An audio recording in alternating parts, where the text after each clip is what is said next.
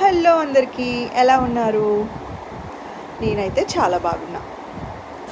ఇవాళ నేను కొమ్మి శనగలతో వడలు చేయబోతున్నా. వడలే ఎందుకు అనుకుంటున్నారా? కొమ్మి శనగలు నానబెట్టి, ఉడకబెట్టి స్ప్రౌట్స్‌లా చేసిస్తే తింటారా పిల్లలు? కనీసం ముట్టుకోరు కదా! అందుకే ఇలా. ఏదో రకంగా ఫైబర్ ఎళ్ళాలి కదా! అందుకు.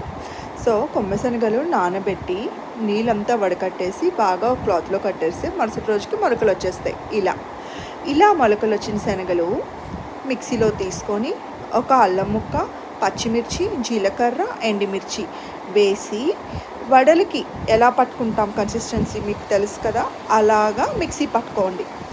మిక్సీ పట్టుకున్న తర్వాత కొంచెం ఉప్పు మీరు మిక్సీ పట్టేప్పుడైనా వేసుకోవచ్చు, లేదంటే అది మిక్సీ పట్టిన తర్వాత ఆనియన్ అది మిక్స్ చేసేటప్పుడైనా వేసుకోవచ్చు, అది మీ చాయిస్. అలా మిక్సీ చేసుకున్నాక ఈ కన్సిస్టెన్సీలో తీసుకున్న తర్వాత ఇందులో ఉల్లిపాయలు, కొంచెం జీలకర్ర వేసి బాగా కలిపేసుకొని స్టవ్ మీద కడాయి పెట్టుకొని ఆయిల్ పెట్టుకోండి. ఆయిల్ బాగా వేడైన వెంటనే ఇలా చిన్న చిన్న వడల్లా వేసుకొని వేడిగా సర్వ్ చేసుకొని తినేయడమే. మా వాడైతే ఈ వడలకి సాస్ వేసుకొని తింటాడు, ఆ టమాటో సాస్.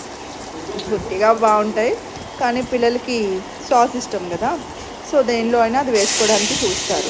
సో అలా అనమాట, ఏదో ఒక రకంగా ఇవి తిన్నాడా లేదా అనేది నాకు కావాలి, అంతే. సో మీరు ఇలా ట్రై చేసేయండి, చాలా బాగుంటాయి. శనగపప్పు వడల్లాగే ఉంటాయి, కానీ ఇంకా ఫైబర్ ఎక్కువ ఉంటుంది ఇందులో, ఎందుకంటే పొట్టుతో ఉంటుంది కాబట్టి. పిల్లలకి ఎలా ఒకలాగా కొన్ని ఇవ్వాలి, అది ఏ రకంగా అయినా పర్వాలేదు.